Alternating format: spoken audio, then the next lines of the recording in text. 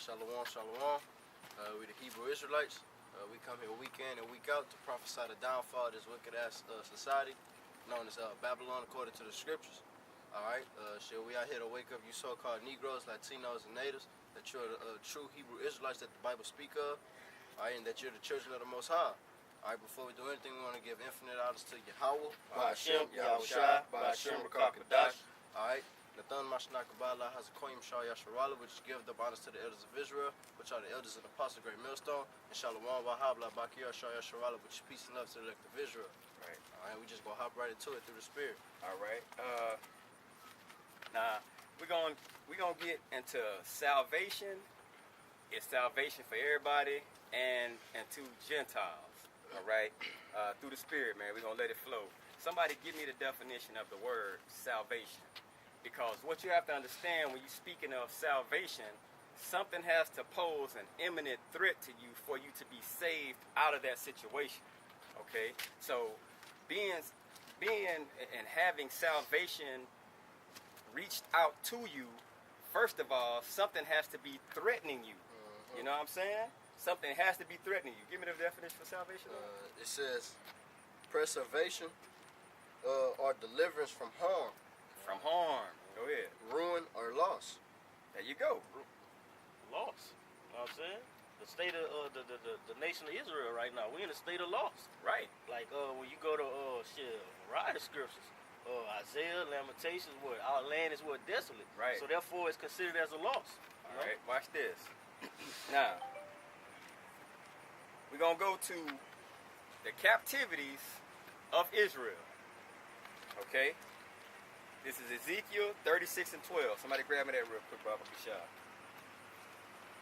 36 and 12. Uh-huh. Alright, this is the book of Ezekiel, chapter 36, verse 12. Uh-huh.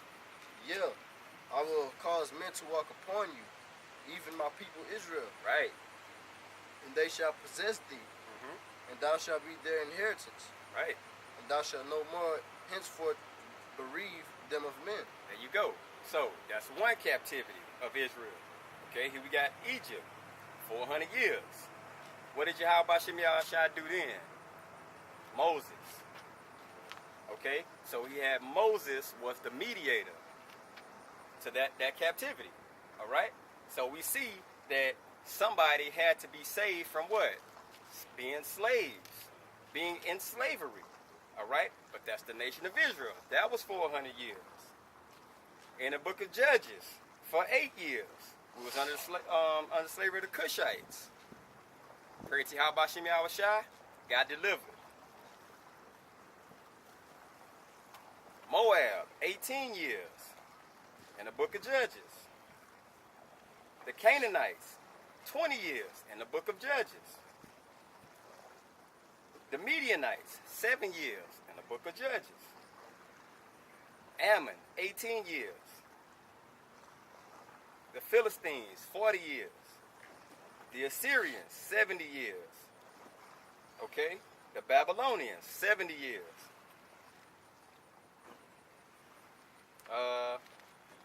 The Medo-Persian Empire, 203 years. The Greeks, 267 years. And the Romans, 259 years. The Africans and Arabs routed us and sold us. Now we're here in America 500 years plus.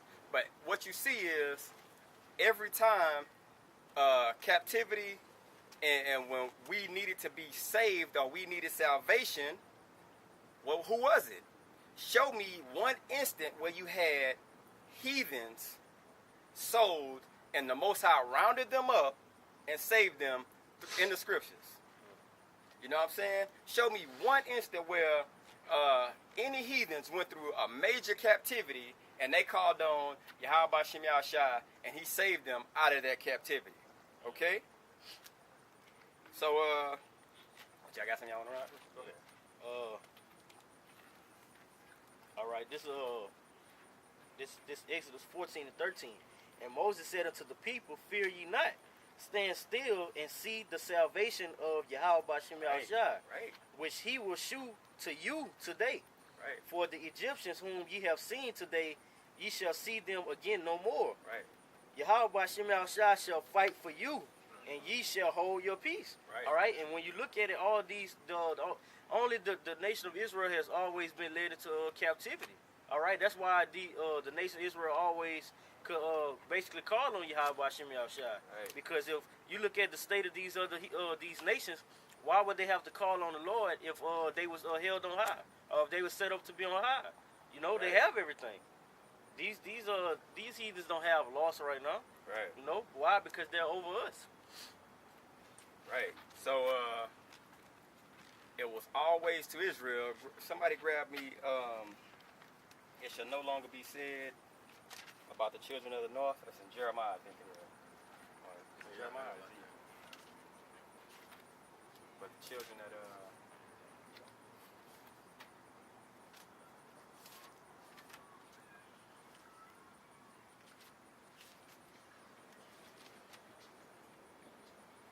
got it.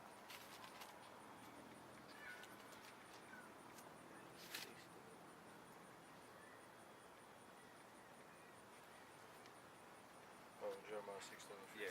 Go ahead. It's Jeremiah 16 and 15. But the Most High liveth that brought up the children of Israel from the land of the north. Try 15. Oh, Salakia 14. 14. Therefore, behold, the days come, said Yahweh Shem Yahushua, that it shall no more be said. The Lord liveth that brought up the children of Israel out of the land of Egypt. So that was the first captivity we seen. Egypt, right? And who was led out of captivity then? Only Israel. Israelites. By who? Moses. Okay, he was a mediator. So that was salvation to Israel through Moses. Go ahead. It says, but Yahweh liveth that brought up the children of Israel from the land of the north, and from all the lands whither he had driven them. And I will bring them again into their land, and that I gave unto their fathers. So when they were scattered. Okay? So check this out. Moses led the children of Israel through Yahweh Shem Yahushua out of the land of Egypt. Now, what was he? A mediator.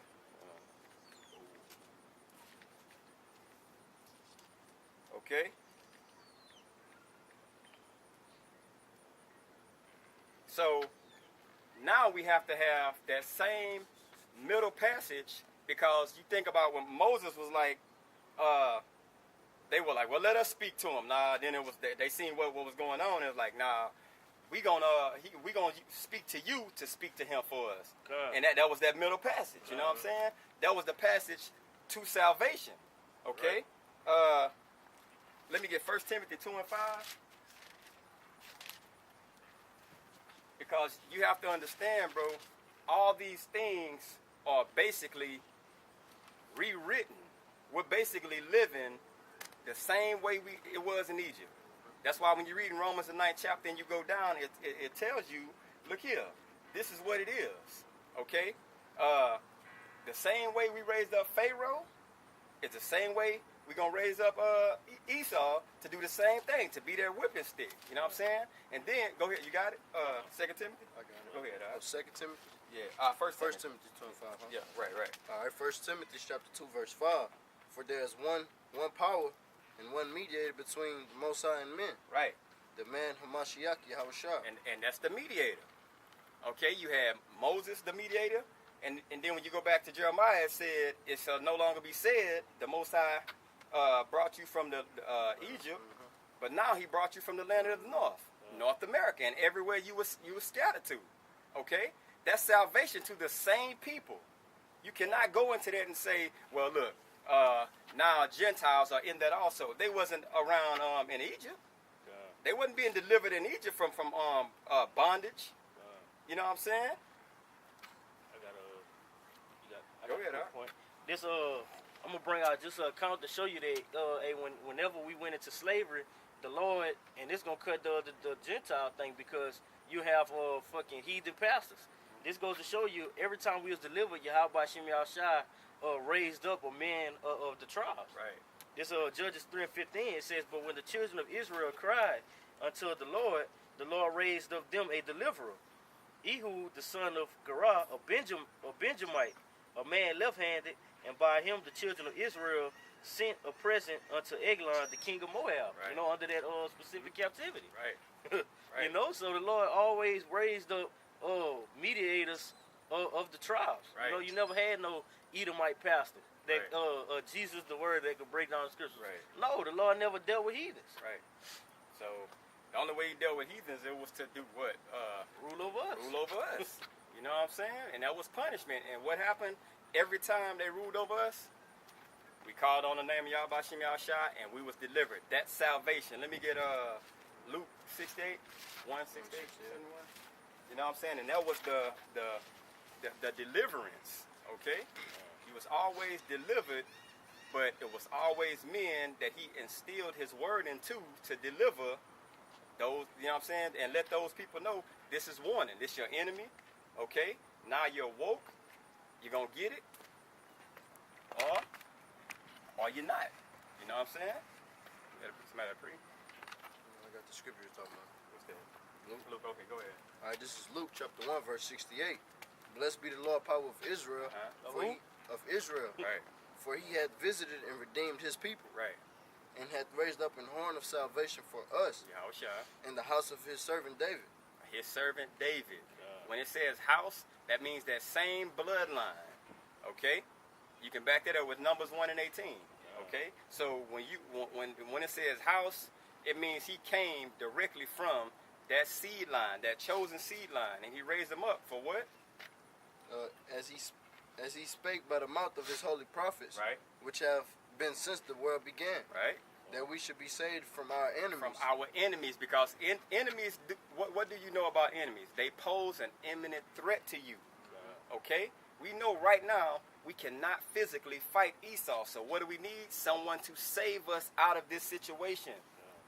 What heathens needs to be saved right now from, the scribes and Pharisees told you how, so Satan gonna cast Satan out of Satan? Yeah. You know what I'm saying? Hey, bro, the That's enemies beautiful. don't need salvation Yeah. because they are the ones ruling. Okay? It's simple. You got a break. Go ahead. It's Psalms 18 and 2.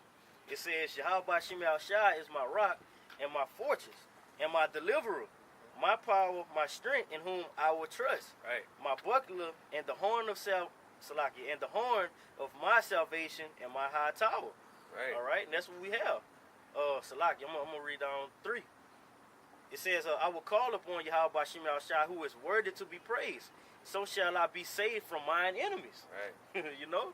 So Right. there's a quick cut. So like a quick cut, you know? Hey, we're going to be saved from our enemies. Right. The ones that rule over us. The ones that try to trample over us. Right. All right? You got something out? Yeah, I got Go a ahead. point to make. Basically, from Luke 1:68 through 71, is basically saying that we should be saved from our enemies. All right. So that's basically that shit. What? Like by the point that you made that we can't physically fight them right now on Right. our own. Right. We have to wait for the Most High to deliver us, and that's the whole definition of being meek. Right. It says, meekness toward the Most High is that disposition of spirit in which we accept his dealings with us as good, and therefore without disputing or resisting. The meek are those who relying on the Most High rather than their own strength to defend Right. against injustice. Right. To defend against injustice. Mhm. That's when true justice and everything gonna be put in its righteous state. That's when it's gonna come, when Yahweh Shah get back. You know what I'm saying? Because you can't fight this battle right now, bro. You'll get wiped off the fucking planet. Trying to be militant against somebody who was set up to be exactly that. You know what I'm saying? I got to finish preach. up. Go ahead. I got to preach back to brother. This 2 Corinthians 10 and 3. For though we walk in the flesh, we do not war after the flesh. For the weapons of our warfare are not carnal, but mighty through Yahweh Shem Yahushua to the pulling down of the stronghold. Right. And that's how we kicking Esau ass right now. Right. All right, pulling them out of power with what? These scriptures, the true wisdom, knowledge, and understanding. Right. All right. Let me get Titus chapter 2 verse 11 and read to 15. 2 and 11. All right, this is the book of Titus, chapter 2, verse 11. For the grace of the Most High that bringeth salvation hath appeared to all men, Okay, so they'll think, well, that's everybody, right? Keep reading. teaching us that denying ungodliness and worldly lust, we should live soberly, righteously, and godly in this present world, looking forward that blessed hope and the glorious appearing of the great power in our Savior, Yahushua HaMashiach, Right. who gave himself for us, that he might redeem us from all iniquity, and purify unto himself a peculiar people, Right. zealous of good works. Now check that out. Before you finish 15, now when you went back to Luke 1 and 68 through 71, that word is said, in the same word it says in, where is it? 14. 14. Who gave himself for us that he might redeem us. In Luke 1 and 68 it says, he had visited and redeemed his people. Who is his people? The very first line it says, blessed be the Lord God of Israel. You know what I'm saying? Then he said, this is a quick point. He said, what? He said to make basically them a peculiar people, and his peculiar people Right. was the same people, the same ones in Deuteronomy 7:6. Right. Unto itself, he said he had to purify them because what we went off. Right. So once we became cleansed with this word, hey, now we're brought back into that fold. Right. We gonna get it. We gonna get it. Let run that 15. All right, verse 15. These things speak and exhort and rebuke with all authority. Let no man despise thee. No man despise thee. So speak these things, okay? Let it be known that the redemption, being redeemed or being saved is only for Israel, okay? You got to speak that. You got, hey, that's the truth, all right? Grab Galatians 4. Yeah, 4 and 4. It's Galatians 4:4. But when the fullness of the time was come, the Most High sent for his